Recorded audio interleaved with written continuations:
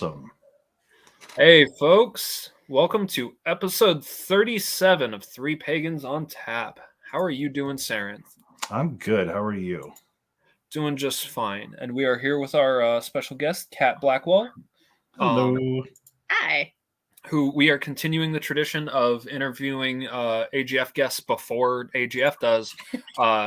Kat, for those who don't know, is one of the mods of AGF, and we'll be interviewing at some point. You know. Also, hey Melkor, hey Emily. Nice to see y'all. All right, folks. So let's get started with a prayer.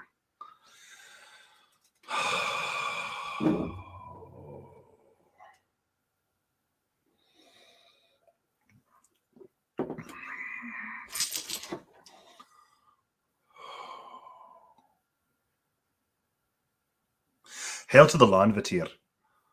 Hail to the holy ones beneath our feet. Hail to the holy ones in which all these great grains, all these great plants, all these wonderful animals who have shared their bodies and the work of their labor with us. Thank you, Lanvatir, for your blessings of home and hearth. Thank you for your blessings of the distillery. Thank you for your blessings of the brewery. Thank you for your blessings from the transport truck, from the warehouse to our table. Thank you for each step of the way. Thank you for blessing us with a place to be, for a sacred place here in which we can share with you in community. Hail to all of our Lanvatir, wherever you hail from. Hail to the Husvatir. Hail to the blessed ones who share your table, who are your table. Hail to the blessed ones who share your altar, who are your altar. And hail to all the blessed ones who join us here in food, in drink, and spirit. Best to Heil. Cheers to that. Cheers. Skull. Damn, that winter jack is good. I'm Really going to have good. to be very careful with this. Yeah, you are. So, Kat showed me a local liquor store that Hi, Josie. happens to carry. Hey, Josie. That happens to carry Schramm's, and we are drinking Red Agnes, which is their red currant mead. It's 12% and utterly delicious, as you expect from Schramm's. But I mean, it's Schramm's. When I think of mead and quality in Michigan, I think of Schramm's. I wouldn't have gotten the idea that this was alcohol if I didn't know any better. Oh, son of a bitch. I'm out. Oops. I was all excited. I thought I was going to have some vodka tonight. I have a green bottle. That's okay. I have backups. You having alcohol? Color me shocked. Weird. So, how is it? It's absolutely phenomenal. It is incredibly smooth. Like Kat said, you don't taste a drop of the alcohol. It's 12%, and you couldn't tell. Oh, it's dangerous. Excellent. Oh, very. It's definitely a dessert mead. It's very sweet. It's not overly sweet. It's balanced really well by the acidity of the currants. And you get the currant flavor extremely strongly. Like, it's very jammy. Gives you a real feel for current events. They're not even 5 minutes in. I know. It was that or dick jokes. I mean, come on now. I mean, the night is young. And full of terrors. Cheers. Thank you. God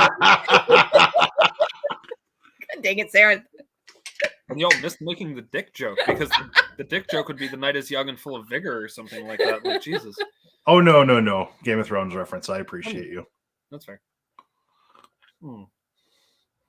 Now, the thing is, I want Martin to finish it, because don't think I won't fucking raise him from the dead and post that shit on AO3. He won't finish it. Like, he's gonna die. It's not gonna. He's not gonna made finish. his money. Yeah.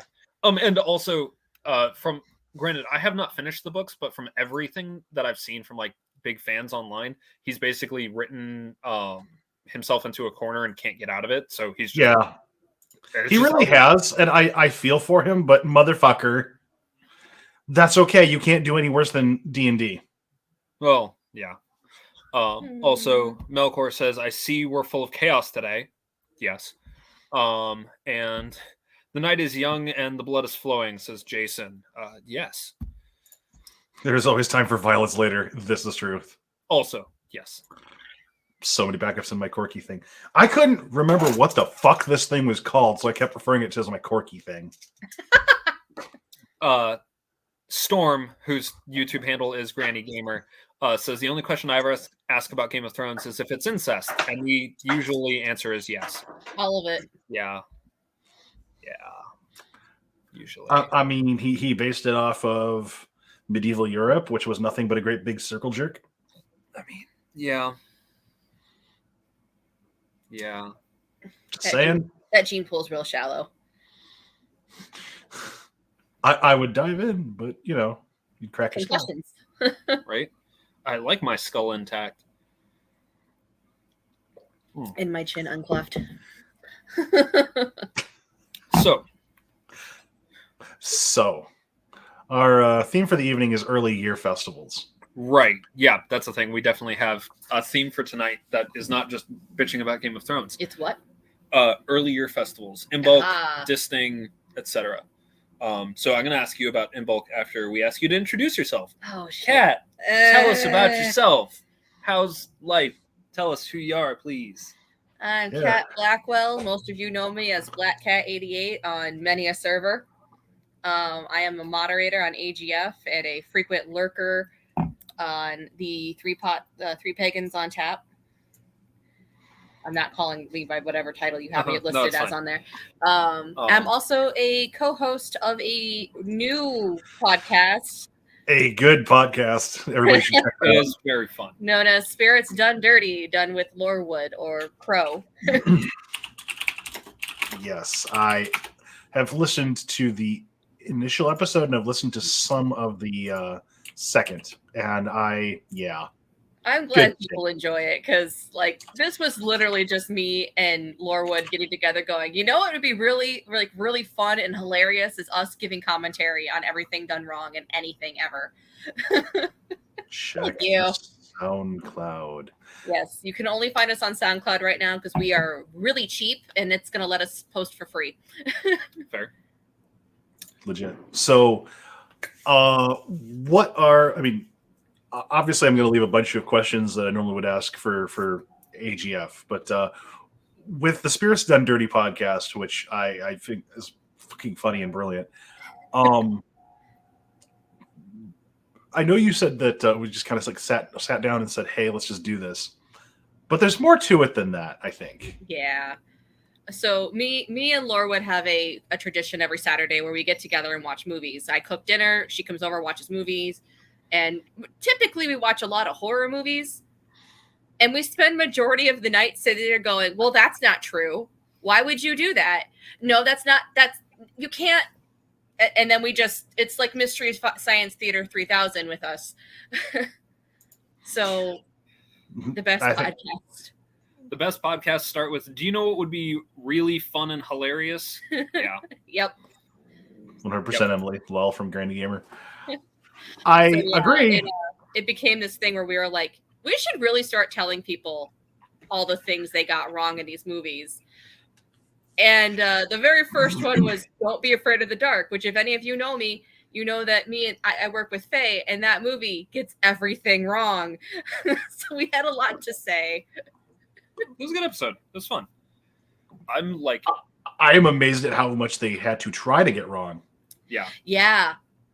Like any amount of research would have done them a lot of good. But I'm fairly certain Del Toro just kind of sat back and went, hey, remember that old tabletop game that White Wolf came out with a long time ago? That had some cool lore. Let's use that. You mean giving teeth to stove dwellers is a bad idea, lol. I see Soot Tail. yeah. So Soot, who is Kat's cat, is down here with us and will be back and forth on the couch, I'm sure. Yeah, he'll make a full body appearance here in probably about 5 minutes. Yeah, it'll be fine. So really quick, Granny Gamer asks, I'm curious what everyone in the chat's drinking. I've got a Gimlet minus the simple syrup because I'm a basic bitch, gin and lime. I had the Jack Daniel's Winter Jack, which is Tennessee cider. Fucking amazing. Really hard to fucking find. I found this in a mobile station.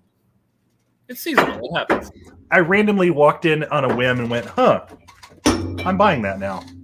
Randomly walked in on a whim as your partner was specifically asking for it and hoping you would find it, and then you found it randomly because that's definitely a coincidence, because coincidences are definitely real.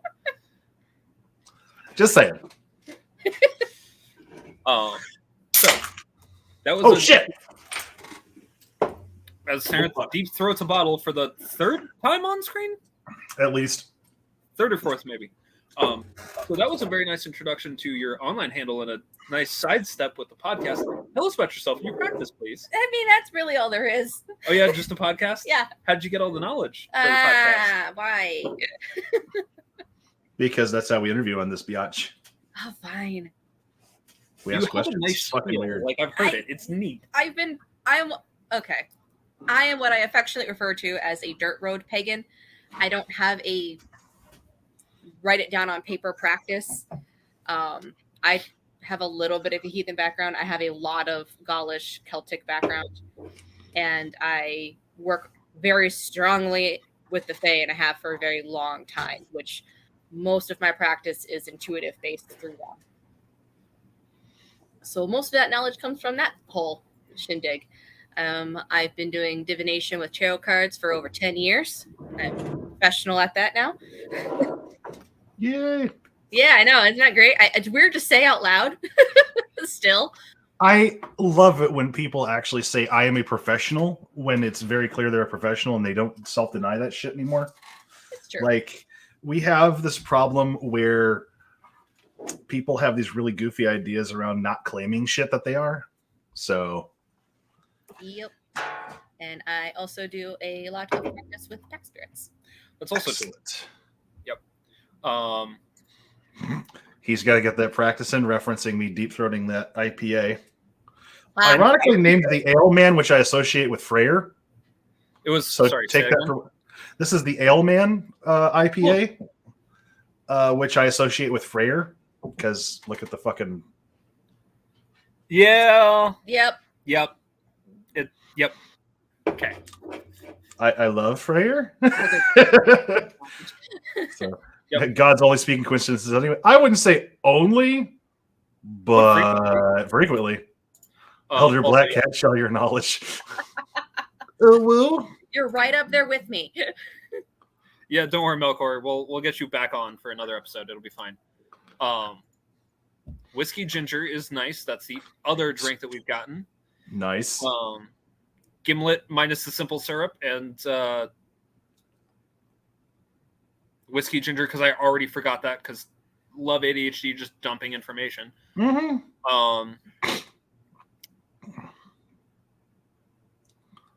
Yep. Brain Freyr appreciates the love, I'm sure. Yeah, I hope so. So, what kinds of decks do you read as a professional reader? And where can we find you as a professional reader? What's that? Where can we find you as a professional reader, and what kind of decks do you tend to use? I use a traditional Rider-Waite-Smith deck Nice. primarily, but for people who I know closer, I use a Fae deck Mhm. if they want, or if the deck wants particularly to read for that person. But generally, it's tarot or oracle decks. I am learning bones, though. Ooh. What Yes. kind of bones are you working with? Huh? Is there a specific kind of bone style that you're learning? Like, I know one of the ones that's popular is Catherine Euron Wodes. I am new enough to this that I didn't know there were different styles. There are a couple of books that are out there. I've got a couple of them, but Catherine Euronwood is the one that a lot of people reference, but I kind of wish they wouldn't because she's come out as really problematic, Oh, good. Fun. One to avoid then. Got it. unfortunately. I am more than likely going to treat this just as much as intuitive as I have everything else in divination wise.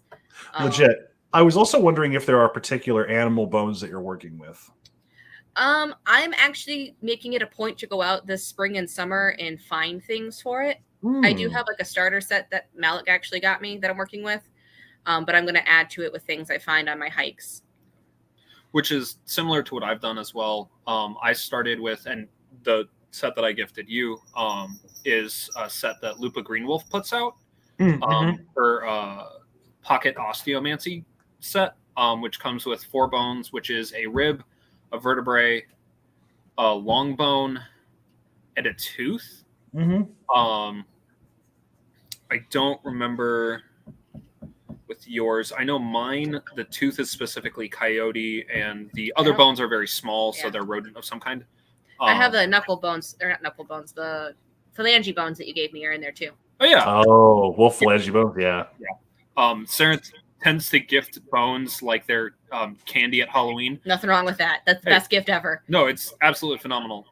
So I've added, for my bone throwing kit, I've added those Lupa's, as Josie said, Lupa's Pocket Osteomancy book is good too. It is good. It is specifically for her Pocket Osteomancy kit.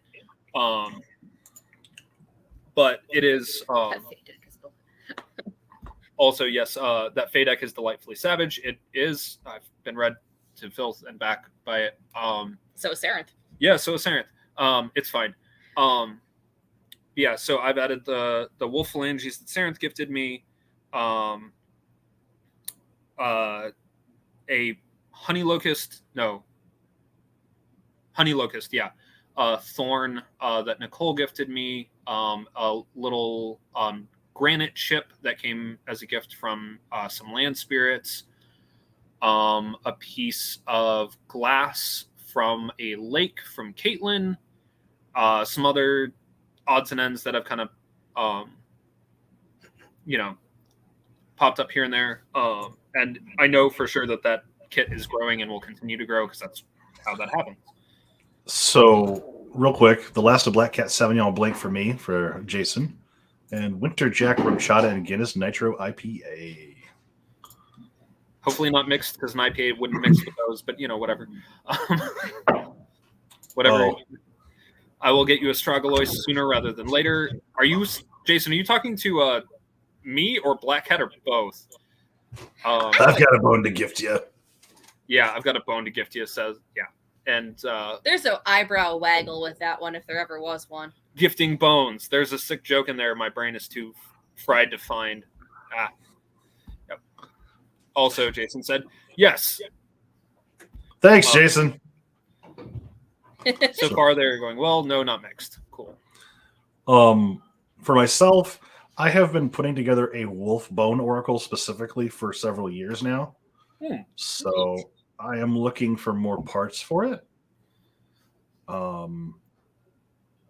It's not quite assembled yet, but I'll let you know when it is. Sounds good. When you want help learning how to read it, just hit me up. I appreciate it. And then I'll throw you at other people who know better than me. It's fine. I appreciate it. The bone reading thing has been a pretty big push for myself and a couple of other people from the Pack Spirits. It's been a thing. Wait a minute. When did I give you a wolf bone oracle? Oh, the wolf bone. Okay. Wolf bone. I'm still getting yelled at by the wolf bone Sarenth gifted me, says Melkor.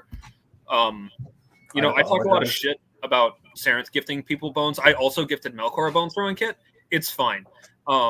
Nice. Noticing a pattern. Yeah.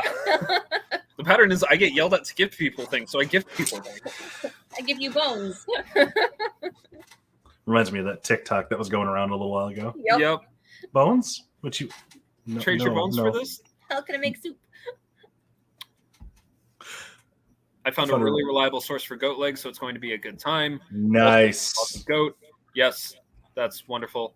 And Melkor in the Void says, I'm just screaming into the void. I'm shocked and astounded by this turn of events. Funny you mentioned that. I started doing Genungagot mantras for 10 to 15 minutes at a whack, and that has gone exceptionally well. I recommend it to anybody that has that inclination. just as an aside. Yeah, that's casually recommend to people, Saren. I really need to start assembling my bone div set. I have pieces to start. Something about taking a break and acting human.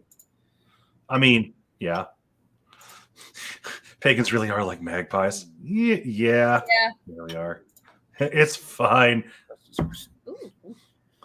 The second motto of this show, it's fine. I need to send that Melkor a picture of the Baba Yaga trees in the North Forest. Yeah, you do. It's really kind of awesome and creepy. Nice. So, coming back on track with the single holiday. well, I kind of wanted to take it from the is there actually tie-in with, say, Imbolc and fairy lore, or is that modern interpolation? Mostly modern. I don't do a lot with Inbulk. My next holiday is going to be the next one, which I believe is Mabon, I believe. I don't know. I don't do Wheel of the Year things. Yeah, I'm really bad at it because I want to say it's Beltane, but I don't think it is.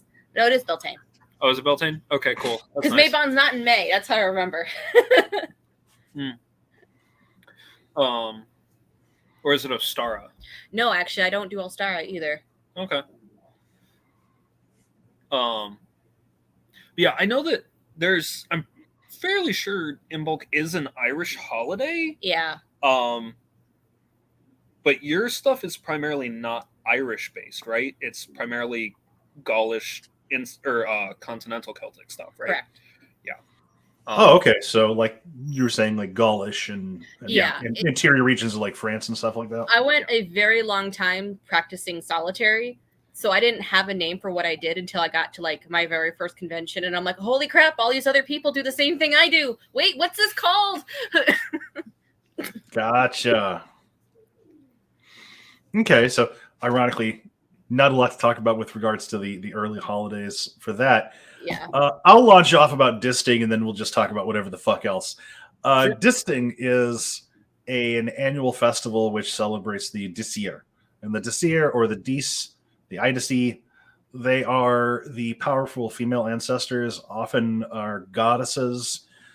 They tend to be the matrons of a family or an entire community, an Aetir, which is the word for clan or clans. Eight is a clan, Aetir are clans or families.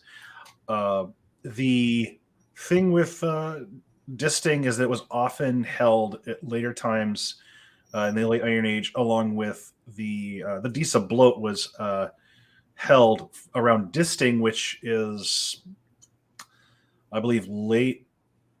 I want to say it's late February into early March, and marked the time when they would get together for a market day.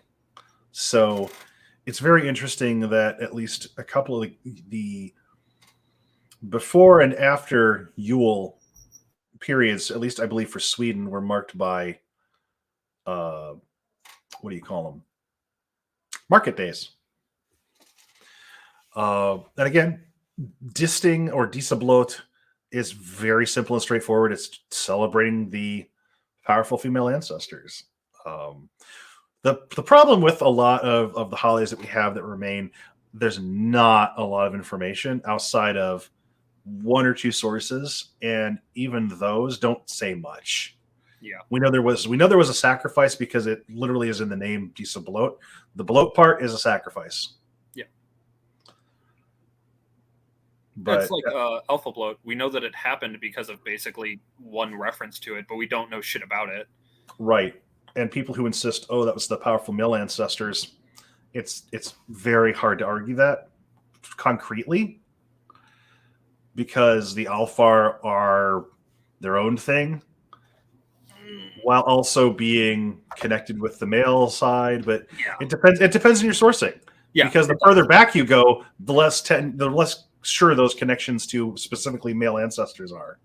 It also depends regionally. I know a lot of the folklore around Alfar, etc., that kind of connects to that ancestral bit tends to be in the Alps, right. So a little bit farther east than a lot of like the Icelandic lore would be. So it's complicated. Also, they were only kind of loosely related religious practices because local practice was king. That's the other thing is we're talking about a handful of sources where it's 200 to 300 years post conversion at minimum. Yeah, we don't fucking know. And it was late Iron Age. Yeah, we don't know what anybody previous did or thought, and you didn't know what the average person thought because most of the resources that we do have were commissioned by kings or by powerful chieftains. People who had money to burn. Do you celebrate / participate in Mother's Night, or is that kind of a version of Beast of Blood? So Mother's Night is held around Vetter, which is on basically the opposite side of the year. Yeah, it's like December around Yule time. Yeah. Right? Yeah. So it's almost like Dísablót is the springish festival of Vetter coming into Sumar, because that particular calendar was split into 2 seasons. That was it. And then the Mother's Night is kind of Sumar going into Vetter, I believe, proper. Yeah. So it's a bit different. And do I celebrate them? Yeah, but my celebrations tend to be very low key. Like, anyway, well, I mean, I am wearing the proper shirt for it. Yeah.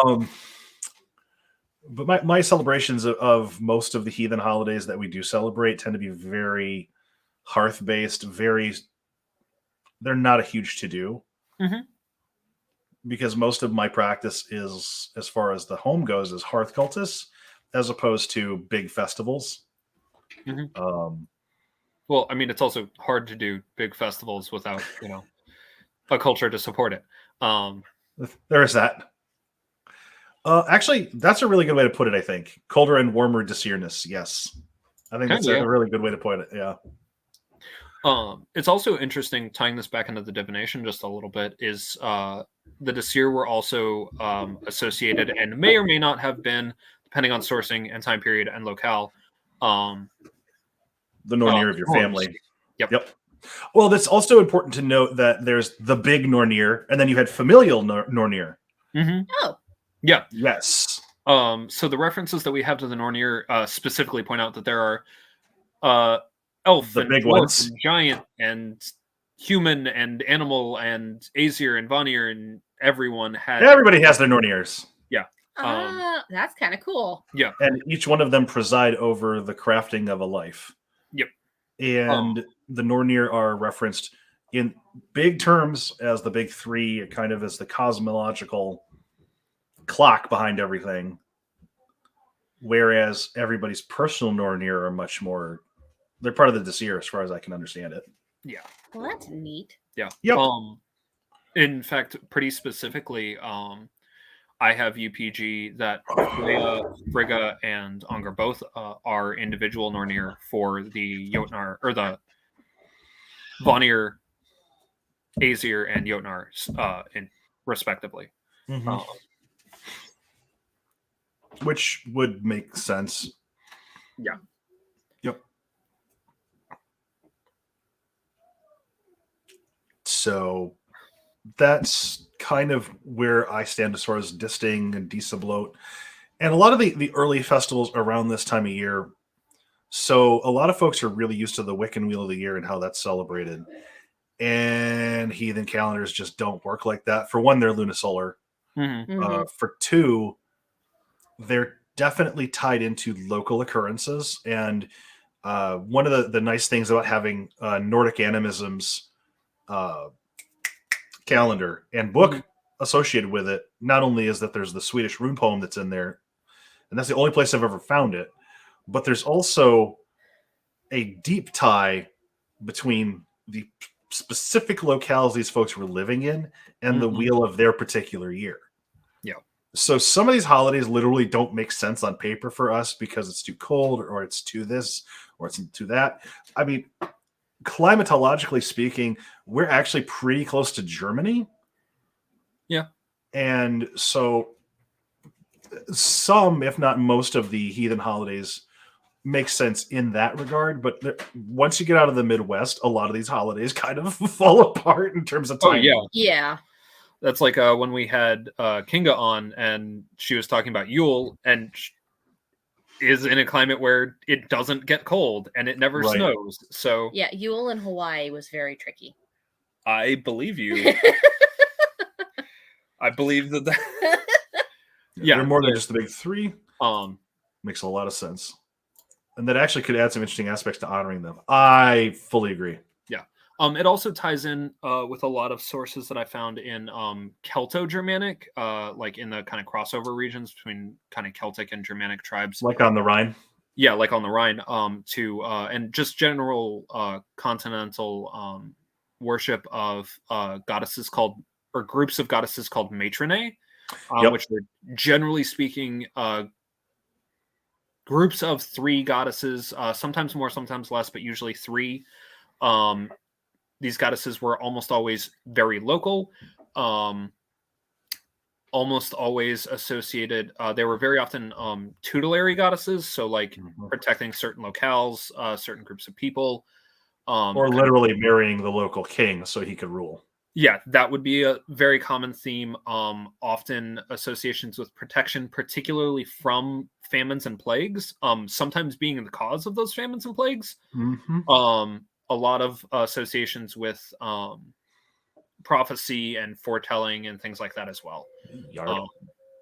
So yeah, the matronae are a thing that I am not an expert in, and I do actually want to get Brain, why do you fail me every time?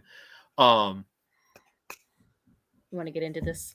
No, what's his name? Also wrote Mark? Yeah, nope, not Mark. Damn it. Rena Taurus. I want to get him on at some point. Who is a Germano-Gaulish polytheist, does a lot of stuff in that kind of range. Same. I'm definitely more interested in learning about continental heathen. I've talked to somebody who has a Germanic focus in their practice. Yep. I'm also, and I don't know if this is my brain going down roads because they're somewhat localish to here, and my ancestry might connect to it, but the Pennsylvania Dutch heathenry is really interesting to me for a similar reason. Yeah. But yeah, we definitely need to get Rena Taurus on, and probably get Kinga back on at some point. Yes, I agree. Because again, they both do that pretty heavily. So, since holidays don't figure into a lot of the group here's celebrations, how do you hook into bringing the Fae into your everyday? I have an everyday practice with them of just general greetings and my day-to-day life working with them, not against them. So it's more of like a partnership kind of thing. Okay. Are there certain things that you do avoid? There are certain rules I have to follow, like anytime you deal with Fae. It's not, I can't talk about a lot of them, but that's legit. There's also certain things that happen in my house that some people are privy to that are like, oh, no, that's totally a Fae thing. Gotcha. I have frequently going around looking for stuff that I know I set down on a certain spot because I'm ADHD, and if I don't set it down in that spot, I'm never going to find it. And 3 rooms later, I realized it's because I forgot to leave something out. Snack, water, what have you. Gotcha. And as soon as I put it out, oh, look, my stuff's back. I wouldn't know what that's like. Right where I left it. Reminds me of how I left my overcoat in the hospital the other day, and it was right where I'd left it. Walked around the whole hospital looking for it. It was right where I'd sat down. Yep. Usually it gives me a good tip off that A, somebody's got something to say, or B, I didn't do something I'm supposed to be doing. Gotcha. Okay. This also goes around to like, I garden every year. And a rule that I have is anything that hits the ground is no longer mine. And this is after it leaves like the vine or something like that. So if I drop it, it's not mine. If I left it too long and it falls off, it's not mine anymore. It stays, it goes back. Gotcha. Okay. Composting is also part of my practice of like words. Offering- I offering get it. accessible. Oh, okay. But then I also make frequent trips out to certain spots here in the city that I know are hot spots, I'll say, for lack of a better term. Hmm.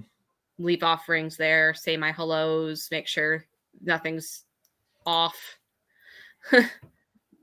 Take care of Gotcha. whatever I need to take care of, and then go about my business.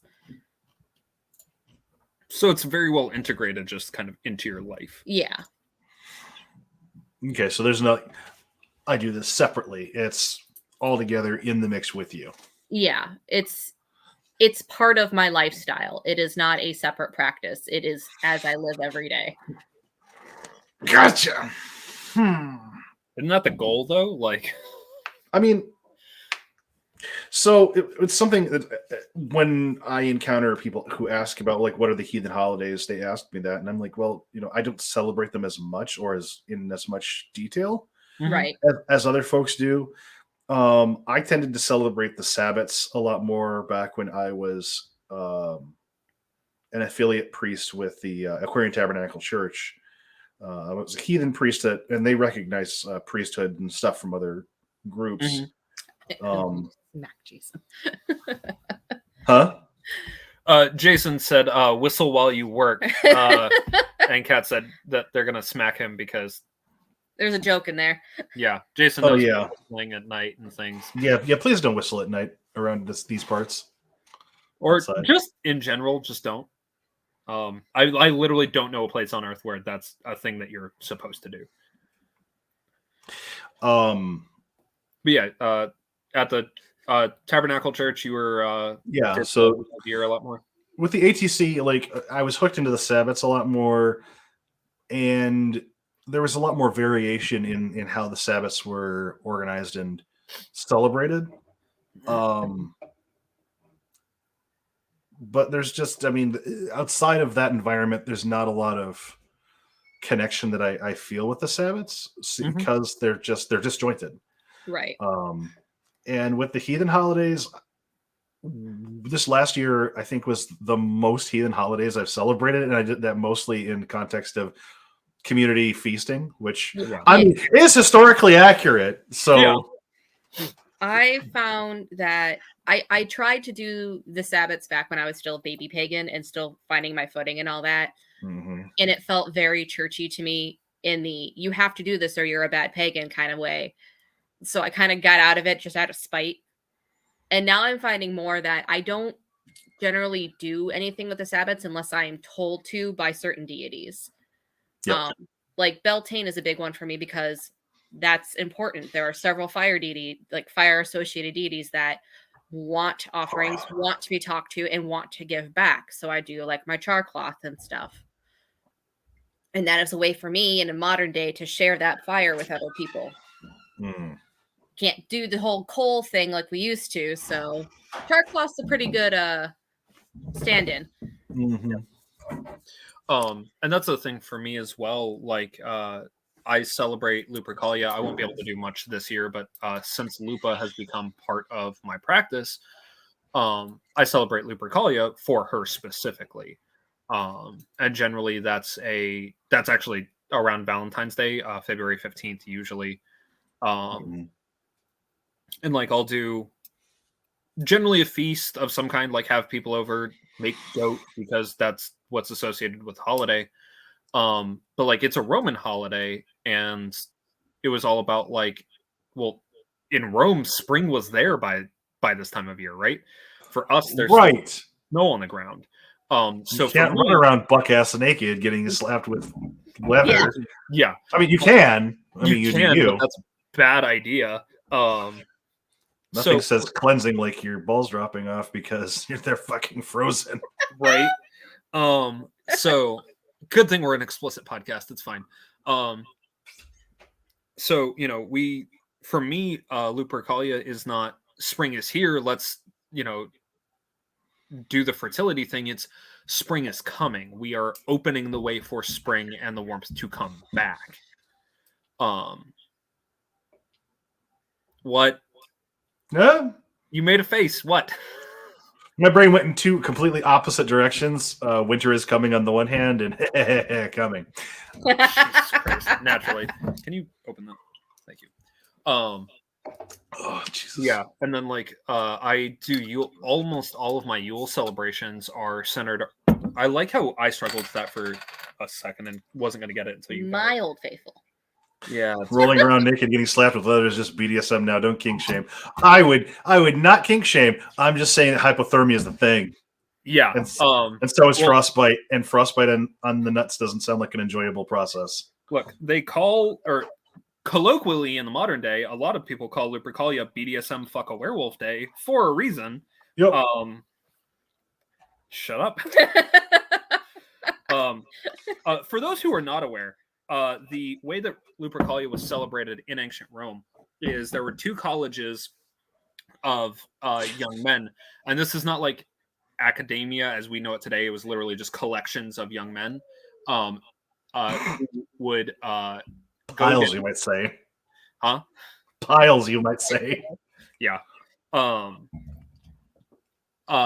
They would go down to the cave, which I've forgotten the name of, that is associated with Lupa, by Rome, and they would sacrifice goats, and then they would take those goat skins and they would cut them into strips, and then they would run naked through the streets of Rome, beating people with these strips of goat skin. And it was particularly young women, and it was like a whole fertility blessing thing. Yeah, it's a whole thing, and that's why not a lot of people, mostly people that I know call it that because it's funny. I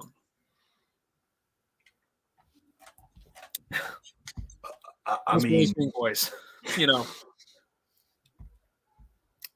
and Charlie Bell says, "I'm listening while cleaning. I left the room and came back to fuck a werewolf." Yeah, it's Lupercalia, BDSM fuck a werewolf day. It's coming up. Anyway, you all are sick freaks, and I appreciate you. Love you too. I watched a video today reviewing a human-sized soft dog bed. Humans referred to it as an Omega nest.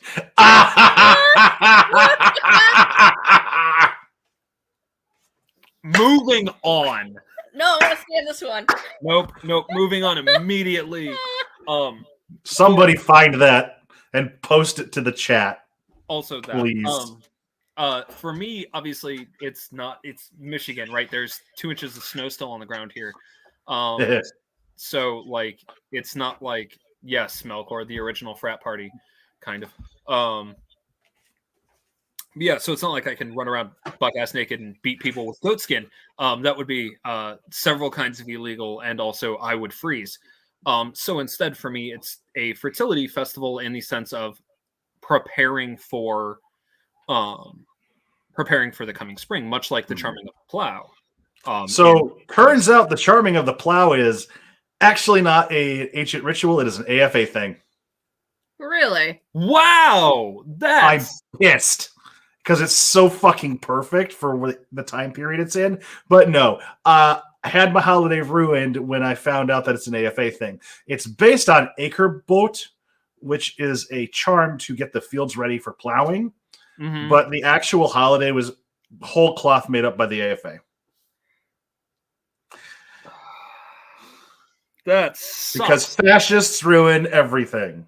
Yeah. I'm sorry. That Me fucking too. sucks. The thing is, like, I'm usually on the ball about this shit, and I just found out this year. So, for those of you who may have been celebrating Charming of the Plow up to this point, don't feel like the lone fucking ranger. I didn't fucking know. For those of you who don't know what I'm saying about the AFA, the Asatru Folk Assembly are folkish, they are fascist, they are anti-trans, they are assholes. If you're a supporter, get the fuck off of our broadcast. Yeah. And they are fascists. So fuck them. They do. They do. Up to this point, I celebrated the Charming of the Plow as a prep your tools kind of holiday. Yeah. I'm probably going to take that idea and run with it and just not call it Charming of the Plow because it's an AFA thing. Yeah. Also, thank you for pointing that out. Again, like Sarah said, I'm usually really on the ball about that, and I had no fucking idea. Yep. Damn it. That's really frustrating. Yeah, fascists ruin everything. Yeah. Yeah, Lupercalia is a fun holiday despite Being cold as balls. well, yes. And I was supposed to, because of the Year of Vown, I was supposed to do a kind of a bigger blowout ritual for it this year. That's not going to be a thing because life gets in the way. But you know, there's always next year. It'll be fine. This year's turning into a bit of a show for everybody, it seems. Yes, it is. Yeah. Holy shit. I really walked into this year expecting rebalancing, healing. It'll be nice. It'll be calm. And no, it is rebalancing like cutting out a goddamn tumor. It's not a tumor. Yeah, it's not super. It's. I will say it hasn't been bad stuff mostly. Like it's been clearly necessary, but like, ow. Ooh, yeah. Good fucking point, Melkor. When has healing ever been nice? Yeah, I've made this point before. Healing doesn't feel good. That's why we give drugs to people for it. Yeah.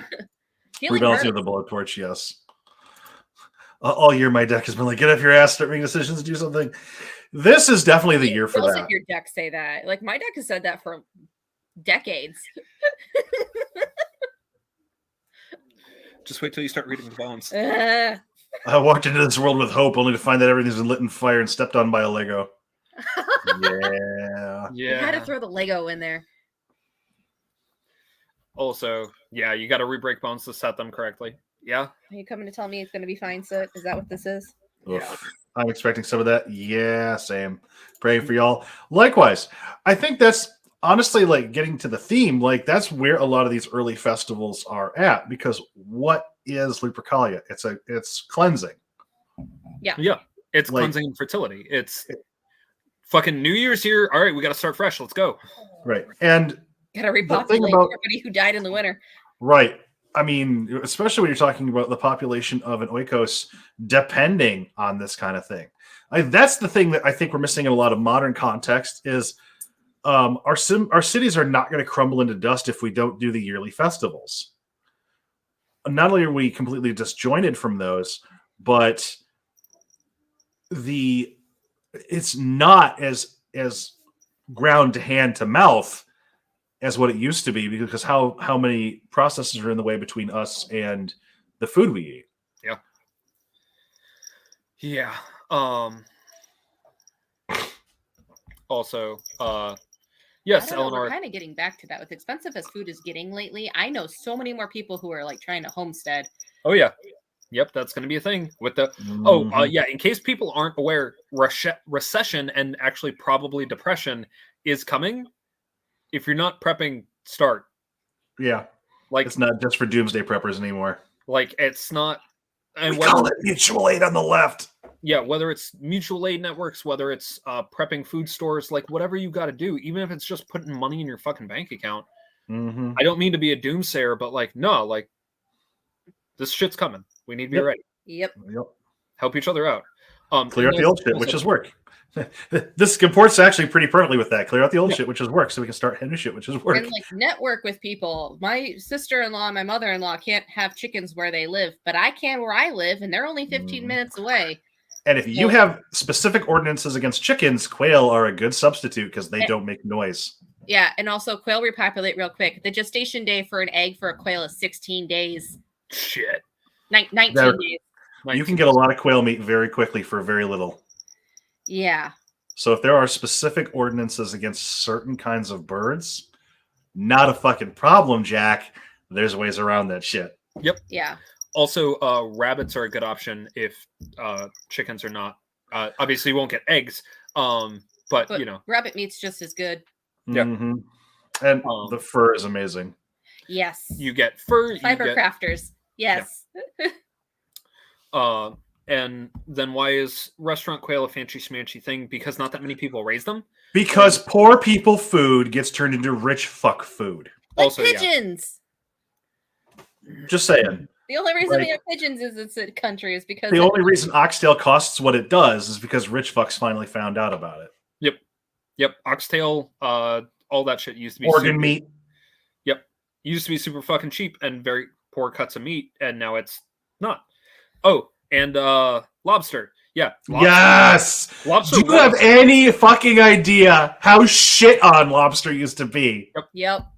It was a cockroach. Yep. That you, exactly, Jason. Yes. Yep. Status dictates price. Absolutely. Whoop. Looks like we both have the same clicked idea. Yes, I'm feeding a 19-year-old who has no idea how to make food last and has no clue how expensive food is. Oh shit. It's not likely I'll be able to prep anytime soon. Thank you, railroad system. Yes, absolutely that. Yep. So to that point, this is actually where I think tying in your early holidays with this kind of learning is actually really important. Yep.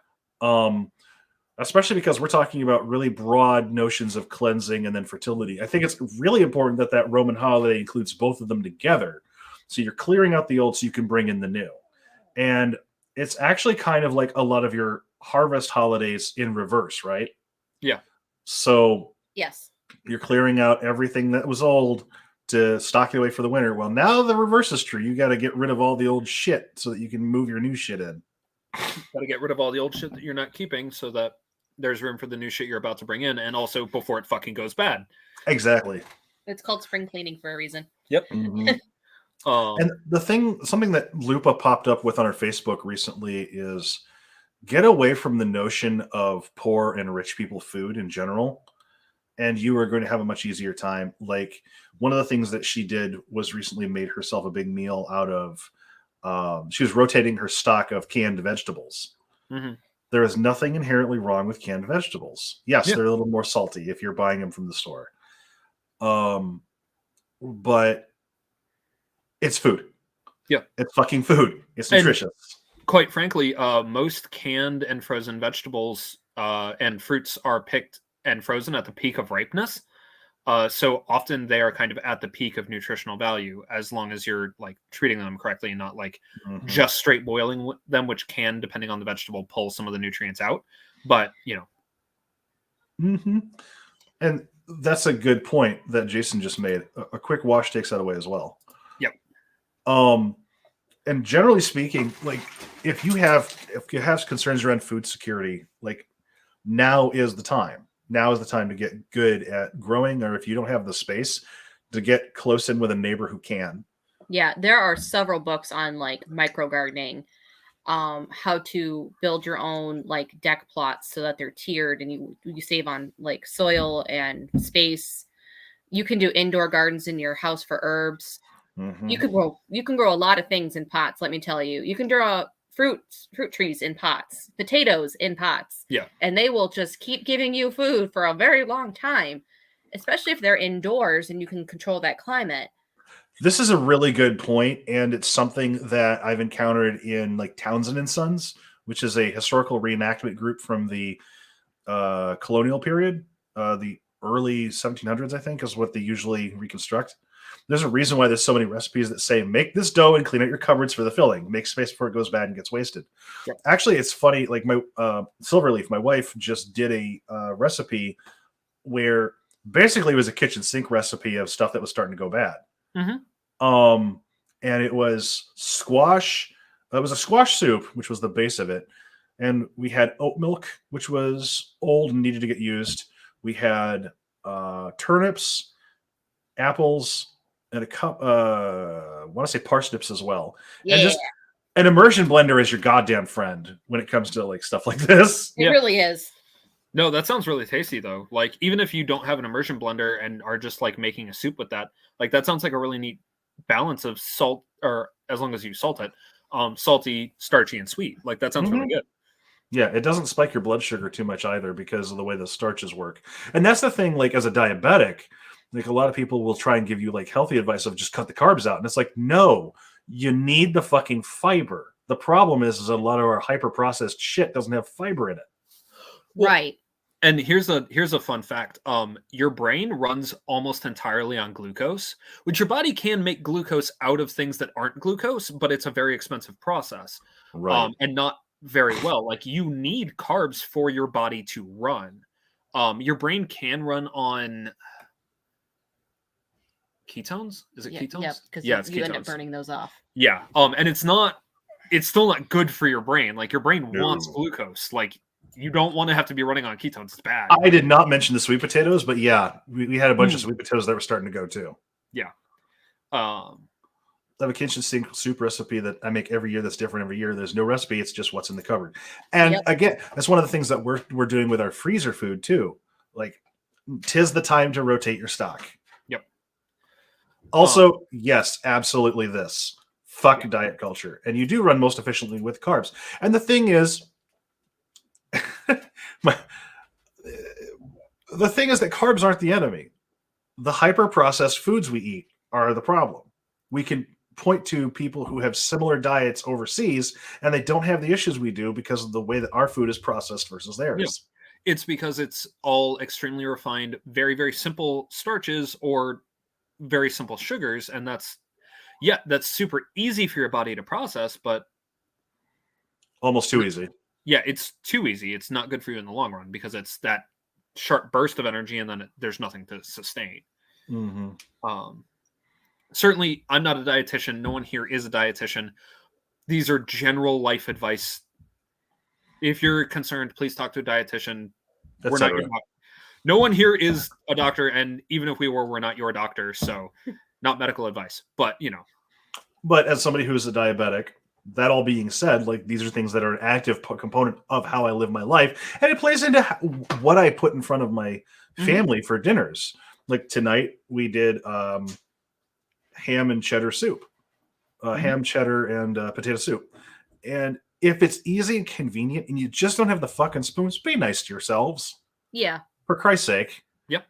Like our ancestors had much more time and the division of labor was much more fucked than it is today in a lot of ways. But they also, like, not even 30 years ago, 40 years ago, you could have one person making an income and the other person could stay at home. So a lot of the stuff that we think, oh, you're being lazy. No, motherfucker, we're both No, working just jobs and cooking we're your own burnt out. food. Cooking your own food is a workout.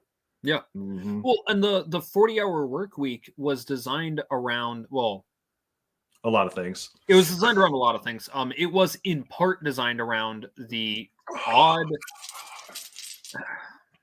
idea of the American middle class built around one income on a 40-hour work week is a strange anomaly based around post-World War II America. And that ain't now, and that wasn't the past. Like, that was a weird anomaly that we've decided was just how things are, and it's not true. Like, It was a compromise between that or burn the factories down. Yeah. Man, this So- utopia is nice. Wouldn't it be great if it lasted forever? Let's just tell everybody it will. Then they'll be complacent.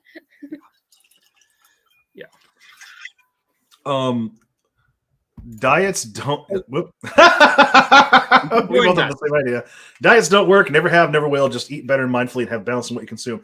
And the thing to take away from that too is one person's mindful eating is another person's eating disorder, and Mhm. one Yep. person's balance is another person's chaos. and like Elle says here, and learning to listen to your body is so useful too, figuring out what energizes you and what makes you crash and brain foggy. Yep. So for me, I tend to really gravitate towards sweets. What am I actually looking for? Well, sometimes I'm looking for a dopamine hit. Yep. Because I'm fucking bored. And that's the thing too, for folks who are neurodivergent, particularly with ADHD, sugar provides a quick dopamine hit. Particularly the first time you eat sugar in a while, like if it's the first time in several hours you consume Yep. sugar, it'll give you a dopamine hit, and that makes your brain real happy. Especially for people with ADHD who are dopamine starved, it's real dangerous. Yeah. And the problem is that a lot of these foods make themselves extremely convenient and cheap, very cheap. And it's a much easier way to get calories. And it's much less energy intensive than, say, cooking. Yeah. Yeah. So, with all that being said, like tying this back into the early festivals, sometimes the simplest celebrations are the best, in my view, purely because simple, or at least what we think of as simple, is not actually. Mhm. You know, grandma's apple pie didn't just fucking pop out of nowhere. Like the old Americano, grandma's apple pie, a la mode. Like that shit didn't pop out of nowhere. For one, I've actually made ice cream by hand. It's a bitch. For two, I've made a pie by hand. It's also a bitch. And there's nothing wrong with using modern conveniences to make that process easier. Mhm. But when you do it by hand and you do it and you have it all together, the process of this is simple dies away. Yeah. Like it's not. It's actually not. One of the things that brewing mead really brought home is the process of putting water, yeast, and honey together in a bottle and leaving it alone for a couple of weeks. That is simple. Keeping that shit alive, making sure that the container can burp, making sure that it doesn't turn into a fucking grenade, and then keeping everything sterile in the interim. Making sure it doesn't turn into vinegar. That too. I've actually made a vinegar by accident. It's really tasty. I believe you. Yeah, like no, the process of brewing is It's not simple on paper, but it's Right. not simple in process. Not even Yeah. close. And Emily brings up a really excellent point right after Granny Gamer. Eating mindfully means you're being mindful of what you put in your body. Pay attention to your body, what's on the plate that fuels you. Yes. And the type of spirit work one does or the spirits they work with can definitely influence what the body craves and needs. Yes, I had a huge uptick in the amount of meat that I wanted to continue to eat when I did more spirit work with wolf gods. Granny Gamer says absolutely, and certain spirit work makes the body crave certain foods to recharge and or honor the work that you've done. Yeah. Like Saranth was saying, he tends to, and I tend to as well, after wolf work, tend to crave more meat. When I'm doing a lot of work with Freyr, I tend to crave root vegetables, which is not surprising, or No. bread. Like, and not like white bread out of the store. I mean, like, No. literal Bread. bread, like literally salt water flour bread. You had This is like, didn't you end up eating like almost like straight butter the last time you had a run in with the Fae, or heavy cream or something to that effect? Yeah, sounds about right. for a while there, whenever I was doing anything close to, so I don't. Fae adjacent. Yeah, I tend to stay away from them, but you know it happens. It's fine. We're gonna just move on. Yeah, no, there was a while there where I was literally craving butter and heavy cream. Mhm. It's fine. Yeah, it's fine. I've had my dietary needs significantly change based on changes in my spirit work. Same. I actually put off meat when doing work with the wolves and hunting. I've been mostly a vegetarian diet for a few weeks now. It's fascinating. And this is also a point that That's interesting. sometimes it's the inverse. Yeah. And then there's some gods who you have to give things up in order to worship them. Like I did mantra work with Ganesh for a very long time and didn't eat beef for the time that I did that. That makes sense. Yeah. He didn't seem to mind the other animals, but the cow, he was definitely like, yeah, that's off your plate for a while. Yeah, no, and I've known several people, including Jason, who's in the chat, who've had meat restrictions and taboos when working with Ganesh. I have switched to KBS, and actually, thank you to Kat for a 2020 bottling of KBS. Ooh, Oberon! I forget that Oberon's out now. It's that time of year. This is from a while ago. I don't know how long. I was clearing out one of my. So when we moved in, I had a bunch of boxes full of like beer and all kinds of random shit. So this is me just finishing off the last of that. Nice spring cleaning. Pretty much. One day vegetarian a month for Ganesh, says Jason. Yep. Nice. And I tend to stay away from them, says the person surrounded by Fae people. Shut up. How's that working for you? Shut up. We're gonna not talk about it. That's how that's going. Uh-huh. That's really interesting. Granny Gamer, my meat consumption has greatly increased since doing more wolf hunt and pack work.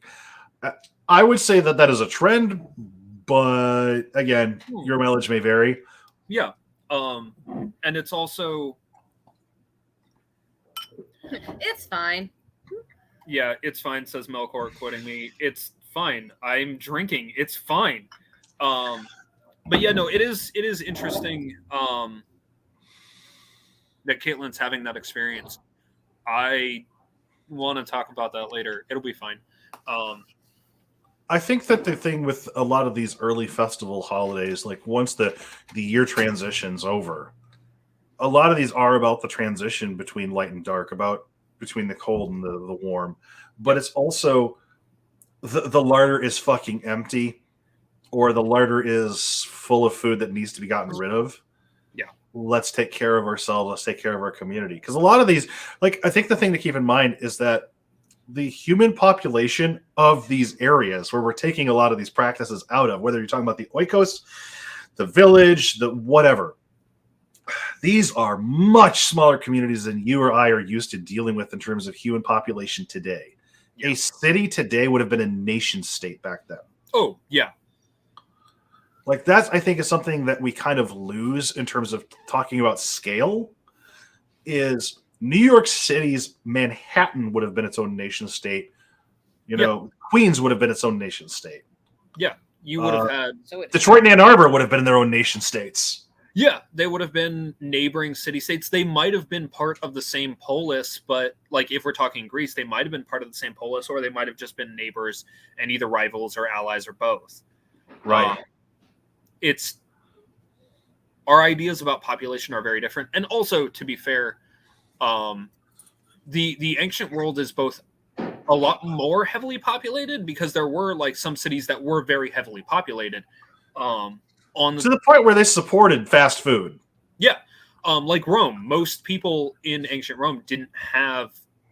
They didn't cook for themselves. They didn't cook for themselves. You couldn't, because you were literally living on top of each other in apartment buildings. Yeah. On the other hand, the vast majority of people, until the Industrial Revolution pretty much, were growing food. Like that was their job full time. That was it. Yeah. You grew enough food to eat and maybe sell. Mm-hmm. That was it. That was what you did. This conversation. Oh yeah, there's some really fun conversation going on. So we've got I don't know where it started. a little ways up, but Caitlin is responding to L, saying, I struggled a lot with offering food to deities and the feeling that food was being wasted. So my agreement with the gods/ancestors is that I consume their cravings as an offering. I know that's a thing in Cometicism. Cometicism and in a lot of Hindu practices is the Cometicism, it's reversion. I don't know what it's called in Hindu practice. Prasad. Because once you give it to the god then gives it to the community to eat. Yep. And it's blessed food at that point. It's I also got to experience this firsthand during 2 different pujas. It was fucking awesome. It's also the case in Hellenistic, particularly Greek practices, that the offerings were the parts that could not be consumed of the animal.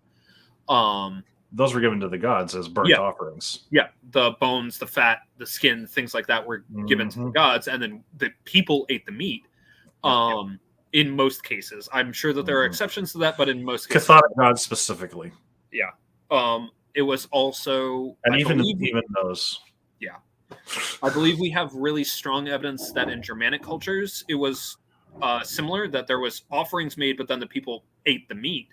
Which makes a lot of sense because this is how a lot of your people got their protein. Mm-hmm. For me, I don't know. Here at home, it's the act of preparing the food is generally the offering. Mm-hmm. And then if I do offerings outside of that, like actually take food out, it's made specifically with the idea of the like local wildlife in mind, of knowing they're the ones that are going to eat it and carry it on. Yeah. Right. I think it's funny, like ancient Christians used to like dog on ancient Germans, like the dogs are eating your offerings. Like, yeah, how do you think they get to the gods? Right. Right. And that's how we know they're accepted, because they're not falling over and dying. Honey seed cake goes a long way with a lot of animals, let me tell you. And who was it? On AGF recently, the Jewish practitioner you had on, who pointed out that the thing in ancient Judaism that was being offered on the altar when the temple was still a thing in Judaism was the aroma. It was the cooking of the food and the smell of that was being offered to God. And then the results were shared with the community. Yep. Yep. Elle says, and Kat wanted to point this out specifically because they work with Caradwyn as well. With Caradwyn, it's more of a sharing thing. We're enjoying that shot of whiskey together. Also, I think she enjoys getting me tipsy. Yes. That's the thing. Like, okay, Absolutely. Our gods are, and like, our gods live here with us as much as they may be transcendent. Like, they're in the thick of it with us. Like, there's no argument within heathenry, polytheism in general, that our gods can be immanent and transcendent. Like, they are in the thick of it with us. Yes, Dionysus can get drunk with you, so can Odin, God's knows. I cooked dinner with Caradwyn. She likes my wooden spoon collection. She's claimed 3 of them. It's fine.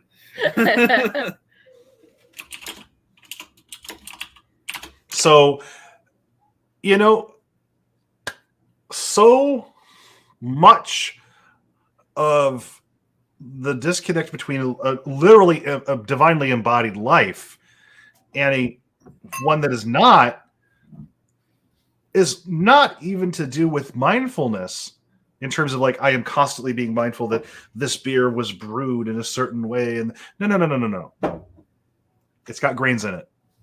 There are Lanvatir here in the very glass, not even in the distilled drink.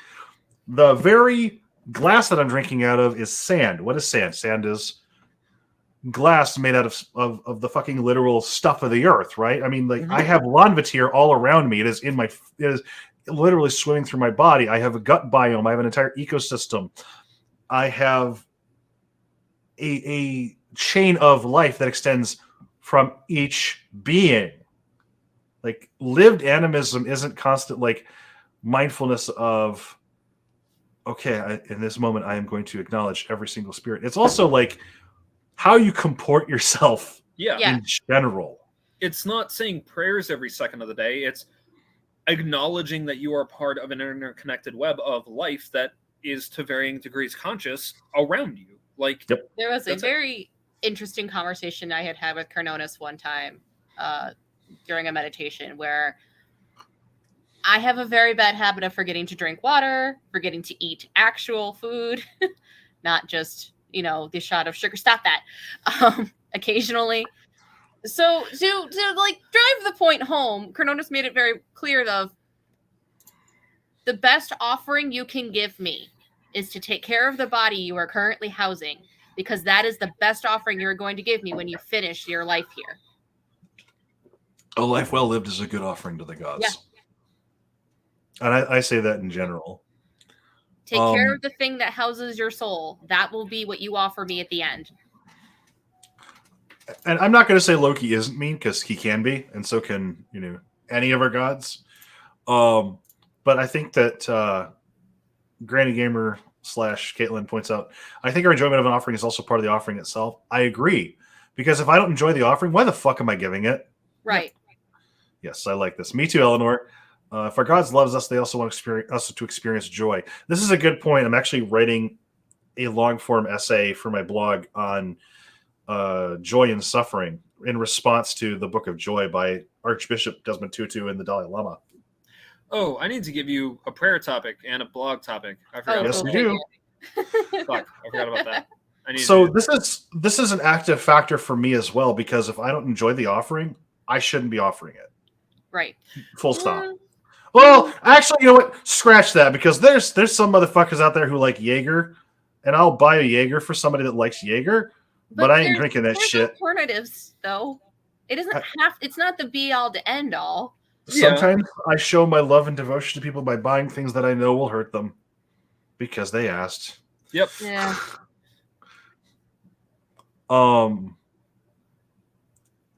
Brain. Keeping the spirits at arm's length is a choice, but it means the relationships will be at arm's length, bringing them into things exponentially. Yes. And I get the desire to keep gods at arm's length, especially if you've got religious trauma, or if you just have like intimacy issues with the gods in general for whatever fucking reason. Like, without dogging on people for it, like there's are valid reasons for why people are like, keep the gods out there. I'm just going to be over here. And there's But nothing for wrong with those of that. us on the opposite end of it, though, for a lot of us who are living embodied relationships with these gods, like part of living that life is the gift of myself needs to actually be a gift of whether it's my enjoyment of the thing or whether it's, you know, I worked X amount of hours or whatever particular setup you've got going with your god or gods or spirits or ancestors or whatever. I think that relationship and that understanding that you develop over time with them is so key to everything that picking that apart is almost an impossible task for me in some ways, simply because I've lived with my gods for so long that I know an impulse that I get from a god versus my own brain. Yeah. And trying to explain that to somebody who's new sometimes is very, very hard. I would say I don't always, and part of that is just because I haven't done this as long as you have, either of you. But also part of it is because genuinely, it's hard to tell.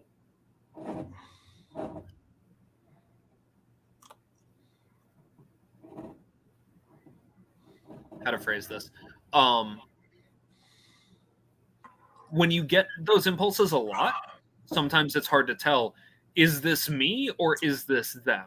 Which is where fast divination, like a app on your phone or something, and discernment's a huge part of that. A huge part of that. Yes. Also, just look at all of you who say you stay away from the Fae, quote unquote, and then find partners who work directly with them. So to a certain degree, I think that this is also one of the joys of being polyamorous is I don't have to be all things to all people. Mm-hmm. Yeah. And specifically in bonded relationships with people who do share relationships with the Fae, I avoid certain relationships by intent. Now, granted, some of that stuff can get upset or change over time because my attitude might change or the circumstances might change. Mm-hmm. But my relationship with the Fae is tenuous. There's just some relationships that I'm better suited to carry. Yeah. And I think that acknowledgement, yes, Alfar, smartass. To be fair, a relationship with the Fae is very rarely a quote unquote relationship, so much as it's an agreement. Right. It's a working deal. Yeah, and that for me is like, I'm kind of like Obi-Wan in A New Hope. Like, I would prefer to avoid any Fae entanglements. Not just because the Fae are strange and weird, and they are those things, but I also recognize that their construction of things is not something I care to partake in. That's fair. Yes. I appreciate what they are insofar as they are their own beings. And I find, especially, I'm going to come back to the theme of the episode, like with early year festivals, I tend to avoid celebrations that specifically celebrate the Fae because they are a group of spirits that I've caught the attention of before, and my experiences with them were contractual. And they almost always. And I don't need more work. Honestly, that's where most of my hesitancy comes from. It's not like, oh, I can't do this, or like, are the Fae dangerous? I mean, yeah, so is every fucking group of spirits. Do they have their own rules that you have to play by? Absolutely. So does every group. Yeah, like fucking look me in the face and tell me the pack spirits don't have rules that I have to play by. I have specific taboos. I violated those taboos and been violently ill for weeks at a time. And it was an oopsie. And it was an oops. I didn't know that was a taboo that I had. I violated it, got violently ill. I thought I had COVID. Oh, son of a bitch. You all right? Oh, I'm good. I'm just dropping shit. naturally. I'm just collecting my bottle caps for after the bombs drop. Don't worry. Yeah. How many caps is that? Just 2. But you know what? Fortunes grow by inches. There you go. I I'll just felt make that my own. I felt that tenuous. Yeah. I appreciate how starts to slow down when we start talking about the faith. Like, they are not a group of spirits I want to catch the attention of, and they are also, I don't know where I heard this, but you don't want to run when it comes to immortals. It tends to catch their attention. Yeah, no quick movements. It should be noted though, I work with a slightly different group of fae than what most people are classically aware of. Like the fae I know, the fae I work with, the fae I've gotten to call family throughout the years are very different from the ones you read about in that Victorian literature. Well, yeah, they're also very different from the stuff that other friends of ours work with. So yeah, that's the thing too. Like, there are groups of spirits, even within like the circles I travel in. There are certain groups of spirits that people are aligned with that I'm not aligned with, but I think it's very cool from the outside looking in to look at. Mm-hmm. But the dedication that those relationships require are not something I'm prepared to do. Yeah, and like this is coming from somebody who's worked with them since they were 10. Slightly younger. Yeah. I mean, but like, and that's the different groups thing is true of pretty much every group of spirits I've run across. Like, yeah. There are, even in like pack tradition stuff, there are different groups of spirits. Working with coyote pack is very different than wolf, is very different than human or dog packs. Like it's almost like they're different beings. Weird. It's almost like they're different. Yeah. Right, they're different beings. Like they behave differently. If you look at even let's take that to a closer set. The Jotnar that I tend to work with tend to be Ironwood Jotnar. They tend to be Angrabothas. Right.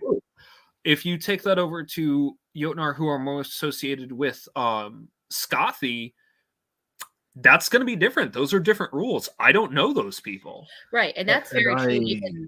Outside of that realm, like I've lived over quite a few of the U.S. growing up. The spirits and fae that I've come across in Kansas were very different from the spirits and things I've come across in Hawaii, which I would very, very loosely call fae. I think that's a really good point too, is that your locale helps the interpretation of the gods that come through for you. I think that a Texas Scothy is probably going to be very different from a Michiganian one. Right. And I don't mean that they are separate entities. I mean that the filter of the environment will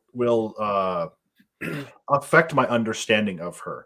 My understanding of Scothy is very much the skier, especially the hunter, and especially the prepper. Yep. But that's because of where I live. And I know that. One of the first things she had me do was get training in CPR, first aid, and AED. And even that relationship was filtered through Othin. The very first contact I had with Scothy was because of him. So sometimes, including our environment, our gods influence who we access and why. And I think that it's also kind of the reverse as well, is that our ancestors' log that they pass on to us. A Texas Scothy would be very desert. I think so. But I think it also depends on what section of Texas. Yeah. And I have the image of Scothy in a cowboy hat in my head. I've actually received a couple of like partial myths that Scothy's been like, you could write these if you wanted, of Scothy as a desert or like plains tracker, tracking game. And see, in trackers, how I always picture Scothy too. Yeah. Tracking game across either a desert or across the kind of the Great Plains. To me, she is the preparation goddess almost par excellence. Like, do you want to go out and learn how to survive? She'll throw you in the deep end if you're ready for it. And that's the thing with a lot of these relationships that we carry, is like, are you prepared for it? Are you being honest with yourself if you're prepared for it? Like, some of the taboos that you've experienced, there might have been some shielding when you were much younger in the path, simply because, okay, they aren't going to be able to properly interpret why they're vomiting. Yeah. Yeah. Yeah, if So- I violated that today, I might it might It would be put me much in worse. hospital. Like Right. it might put me in the hospital. Like Right. very And legitimately. And that's because you know the score and you made a choice. Yeah. Also, it's interesting, even like Scothy, we can get two completely sides of the same goddess. Like, Yeah. I see the prepper and the survival side, but for me, Scothy is a fire keeper. Mhm. She's fire. That makes total sense. Makes total sense. She is more of a. There is absolutely the hunting side and all of that, and I see that, and I acknowledge that, and I know Right, that but our experiences of the gods are just that. they're different. It's what they're giving us, right? Yep, my experience of her is very much sacred fire tender, and that's because she is the one who first demanded that I learn how to make fire. Oh, interesting. It was her. She taught me how to make fire. She was the first one who insisted that I do that. And like I already knew how to make a fire because I grew up camping, but there's a difference, right? There's a difference between learning to make sacred fire and just learning how to make a fire. Mhm. Right. And so yeah, that's how I get her because that's how my relationship with her started. Right. And I think this is a very good point. Like firekeeping goes hand in hand with prepping. It absolutely does. It does. I have at least 3 methods of fire making in every bug out bag I have. Yep. Um, And one of them's waterproof. gotta be. I tend to keep two. Ooh. That's just Oh, that's a really one who's specific. That's interesting. That Yeah. tracks, though, especially with her mythology. Yep. Yep. For those unaware, one of the main myths of Scothy is basically her father is killed by the Aesir in Odin shenanigans. Her father being Thiazi. Yeah, Thiazi. Yeah. Oh. 2 of his eyes become part of a constellation, and I cannot fucking remember for the life of me which one it is.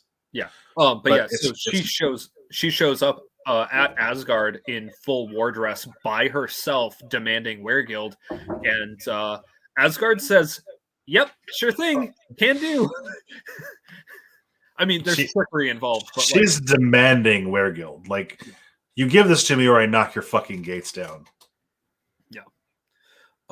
all right, y'all. We have been at this for an hour and a half. We should probably wrap up. Do you have any closing thoughts, Sarenth? I do. I think that What? if you do engage in the early year festivals, do so in a way that actually makes sense for where you live, how you live, and why you're doing it. Because just celebrating Imbolc because it's that time of year doesn't make a lot of sense, and you're not really connecting with the holiday at that point. It's performative. So the holidays, even if it's something as simple as a glass of water on the shelf and an acknowledgement of thank you for the coming spring, that is much more meaningful and detailed than doing a full-blown ceremony invoking gods that you never work with besides this one particular holiday. Your religion, your spirituality needs to be something that actually speaks and connects with and to you. And I think that taking this time, I do take this time, especially around the end of this month into the next month, to really look at what I'm doing, why I'm doing it, and how. So I think that this is a perfect time of year, at least for those of us who live in the Midwest, to get some inner reflection going and to really see where you're standing with things and whether or not what you've been doing makes any sense anymore. And if it doesn't, be okay with being like, you know what, this is just one of those supplies that I'm not going to use anymore. I'm going to pass it off. It's going to come out of my storage into somebody else's. And maybe, somebody else will get something out of it, but it's no longer my burden to carry. Yep. All right, your turn. Closing thoughts. I'm really bad at interviews. Nope. Not at all. 1, you're not. 2, come on. All right. I listened to you talk for an hour and a half. That's horse shit. That's fair. I have help. Anyway, no, this year I'm focusing mainly on just fine-tuning my practices mostly. Yeah, I know. Fall and autumn are going to be really rough. Yeah, it's fine. Don't worry. The summer is going to be worse because I promise you, the prep work is worse. Yeah, You're fantastic, Black Cat. I have a and lot I of agree. studying. Huh? Oh, thank you. I have a lot of studying to do this spring, and then prepping for a death and rebirth ritual in the summer. I think it'll be fall. Yeah, Is my guess. Is that it'll be fall, but that's beside the point. Yeah, that'll be fun. it'll be fun. I get to get thrown in Mom's cauldron. Carradwin's Cauldron for those. No, I know you well- know, but like, other Yeah, that's people right. might Other people may not know. I'm everybody, right? Yeah, I mean, we're all connected to that great chain of being. we all share the same brain cell. We're all, yeah. Christ, I fucking hope so, because sometimes mine wanders off. And I'm like, why the fuck did I walk in this room even? So, I really appreciate you coming on and chatting with us and sharing with us your practice, what you could. Yeah, And I get that a lot of the face stuff is incredibly locked down. So I appreciate them and you for being able to come and talk with us in the capacity that you were. thanks. It was fun. we'll have you back on at some point, I'm sure. I'm sure. Oh yeah. Oh yeah. All right, thanks, y'all, and we will be on the after party, I'm sure, very shortly. I just have to dig out my headphones. Yep. All right. And I will be doing night prayers, and then I will see about hippity hoppiting on for at least a little bit. Awesome. Thanks, y'all. See you then, and have a nice night. Bye. Bye.